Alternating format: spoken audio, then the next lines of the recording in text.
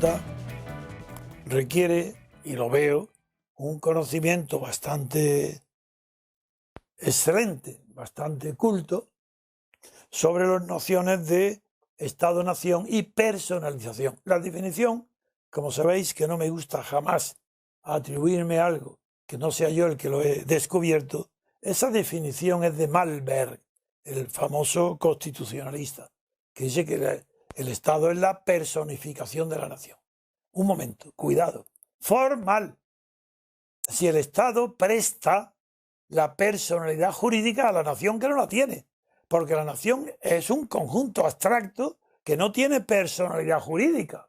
Y como no tiene personalidad jurídica, como un menor no la tiene, pero no es que la compare, o como un loco, tienen que tener la personalidad jurídica tiene que estar suplido por alguien que la tenga. El Estado tiene personalidad jurídica, es una persona jurídica, la nación no. Entonces, para que la nación pueda ser representada como algo de carácter subjetivo, que tenga una voluntad atribuible, es una metáfora. A cuidado, porque la nación sigue siendo una abstracción. El Estado no es abstracto.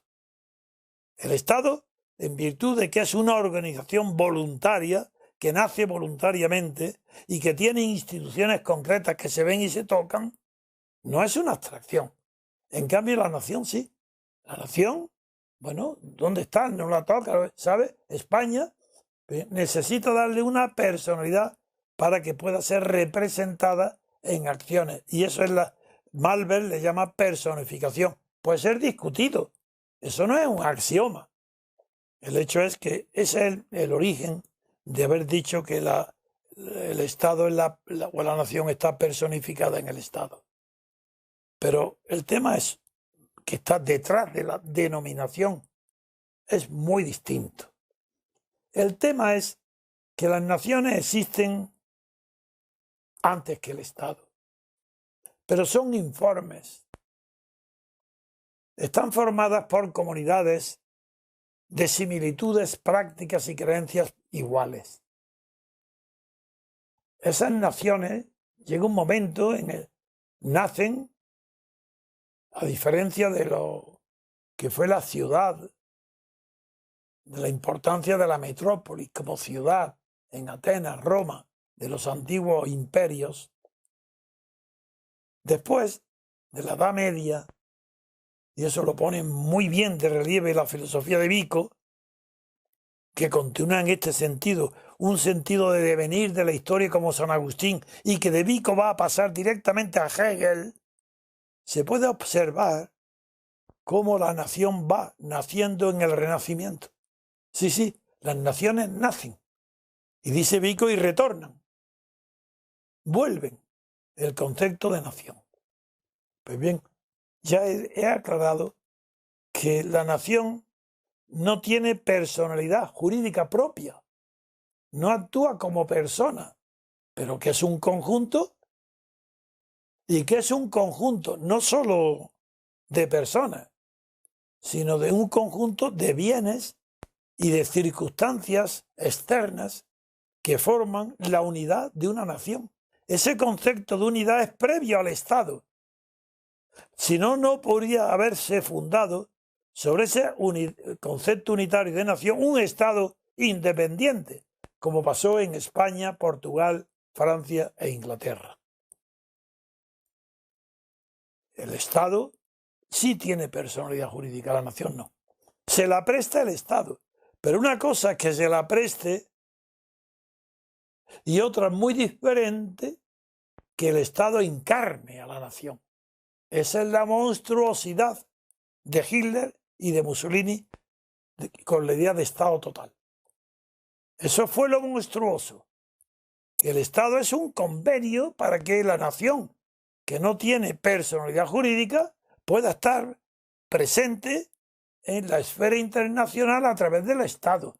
Pero un momento, en la esfera internacional, por eso es personificada, pero nunca en la esfera interior. Porque en la esfera interior es lo contrario a lo que sucede. Que no la personificación, sino que la personalidad del Estado se la da a la nación. Es la nación la regla de oro. Es ella la que está separada del Estado. El Estado se superpone a la nación para dominarla, pero la nación está separada.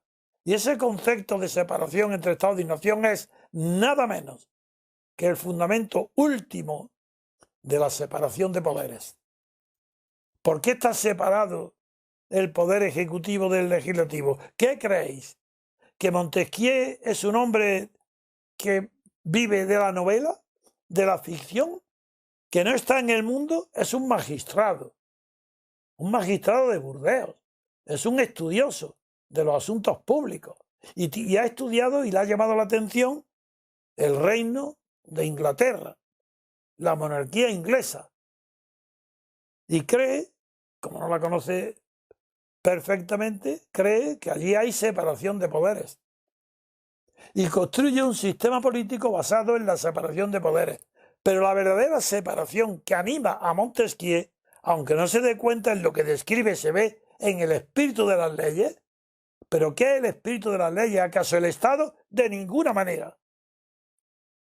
Quien ha leído a Montesquieu sabe que es una brutalidad pensar que la personificación del Estado implica que la personalidad de la nación le viene del Estado. Es a la inversa. El espíritu de las leyes, ¿qué dice?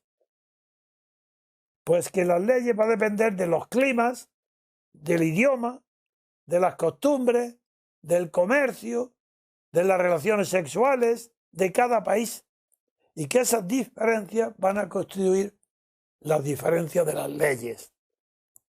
Y Montesquieu, eso no creáis que innova, porque está recogiendo lo que los grandes escépticos, Montaigne, Pascal, ya habían descubierto mucho antes.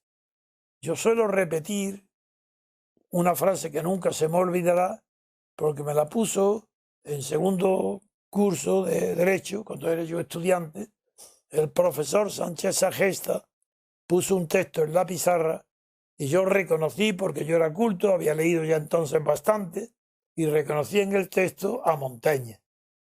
Y dije, claro, que era de Montaigne, y expliqué lo que era.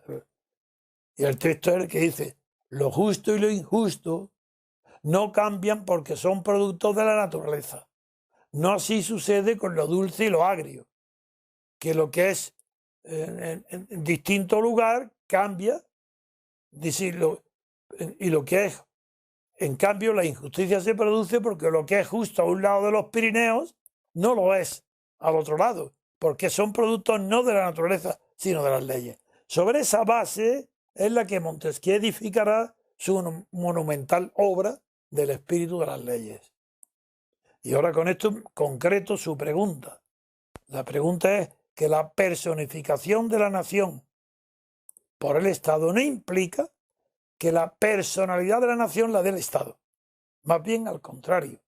Es la personalidad autóctona de la nación la que presta su personalidad política al Estado. No la personificación jurídica. El Estado es una persona jurídica. La nación no. Con eso he contestado otra pregunta.